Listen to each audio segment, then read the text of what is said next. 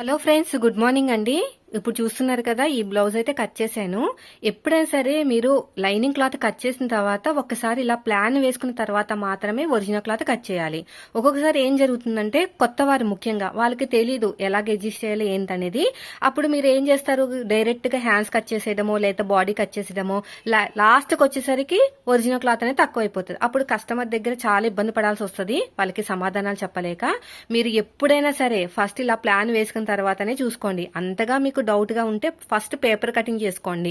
నేనైతే స్టార్టింగ్ లో paper cutting చేసుకుని అప్పుడు లైనింగ్ క్లాత్, ఒరిజినల్ క్లాత్ మీరు పెట్టుకుని అది సెట్ అవుతుంది, కరెక్ట్ గా కుదురుతుంది అనుకుంటేనే లైనింగ్ క్లాత్ అనేది కట్ చేసేదానండి.